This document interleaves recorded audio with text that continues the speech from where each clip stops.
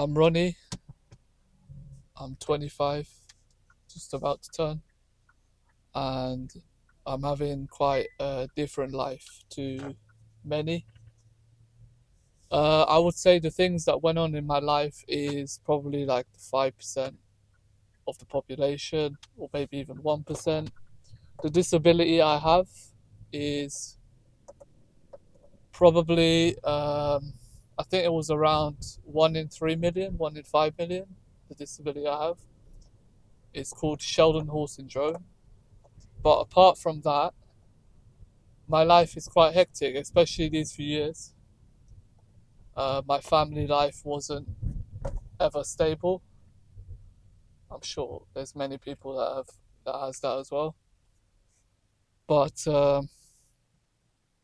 I I have been shifting a lot. I've been adapting a lot and trying to find my own feet, learn a bit about myself, and try to stand on my 2 feet on what I have available. So my parents have split currently, and it was a long time coming, so it's not really any big new news. But it still feels scary, it still feels surreal. But yeah, like I said, it was coming, and money's an issue right now for me. I need like a miracle to be all right in the next after 5, 10 years. I need a miracle. Because my parents are very, very stingy with money. They are not, they pretend to be in a certain way, so they talk, talk, talk. They say, this is what I do for you, this is how much I love you, and it's more talk than doing, a lot more. In the past, maybe in my lifetime, the maximum amount of money that my dad has spent on me, probably 50 grand, including everything: food, transport, hotels, anything. And some could say you're kind of entitled to that, being the child.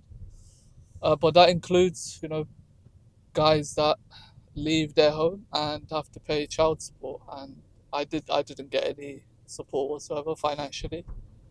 So that was way below the bare minimum that I should have got. And I helped my parents to propel their financial status a lot, and I helped them to save incredible amounts of money just because I exist basically, and I wasn't spending money. So that I was like a financial investment for them. You know what I mean? Not only as a person, but I directly led to them having half of their life savings directly.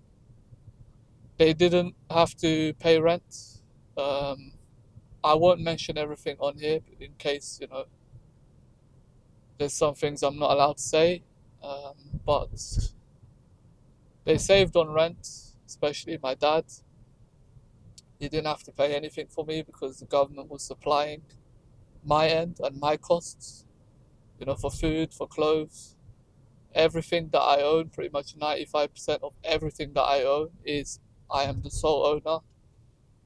I don't owe anything to anyone. If I do somehow, it's like £50, £100 to my parents or to my aunt. That's it basically. That is literally on paper my financial life.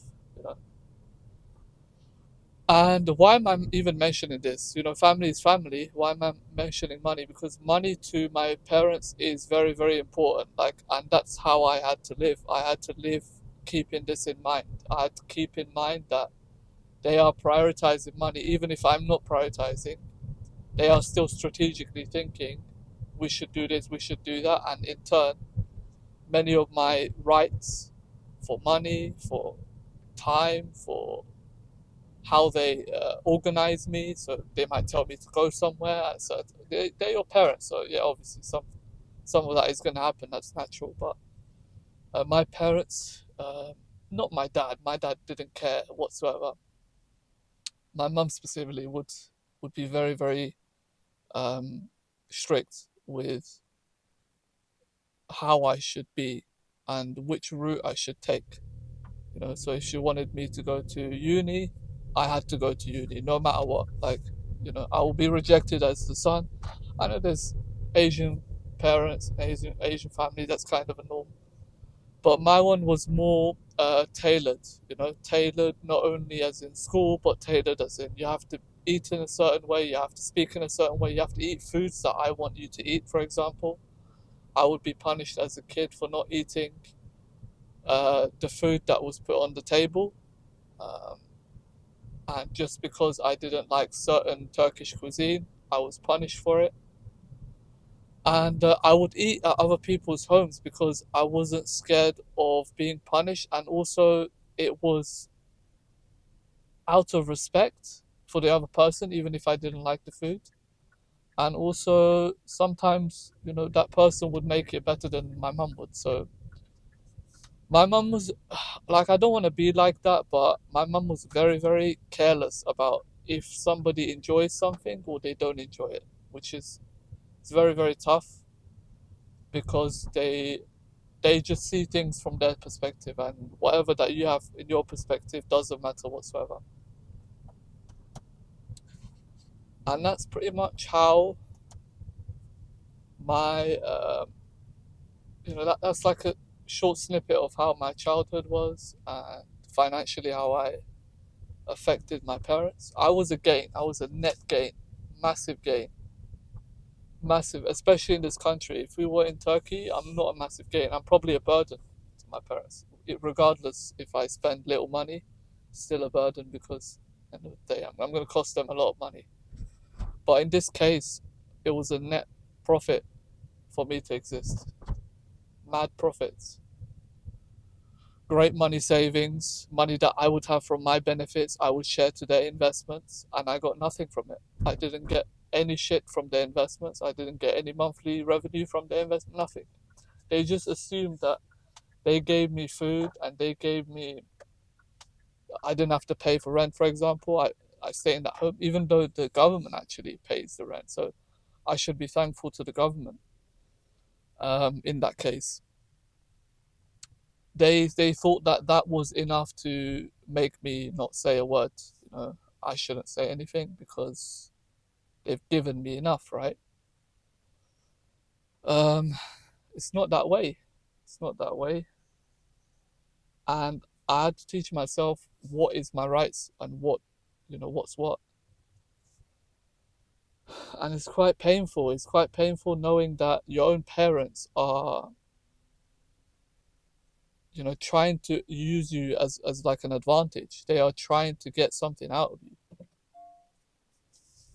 And that's really, really tough. They only understand transactional relationships, which is, it's a headache for people to see you as, as resources rather than your son. So that was it. Not to get too much into it.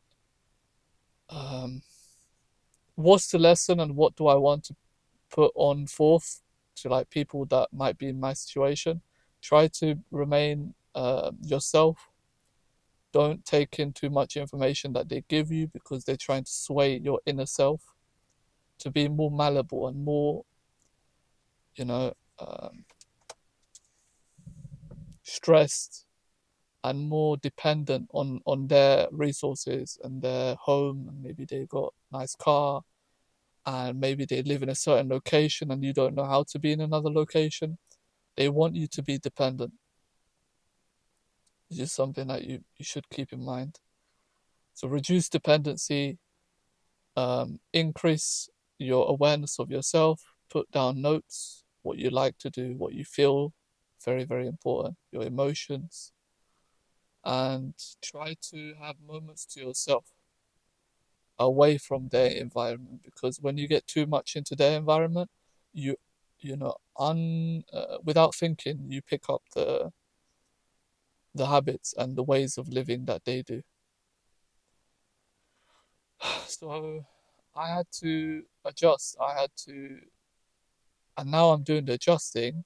My life is way better, as in, my habits are way better. Where I live is better. Still not good socially at the moment. Um, my lifestyle is better. I cook, I clean, I do chores at home much, much easier. I don't feel like it's a massive burden.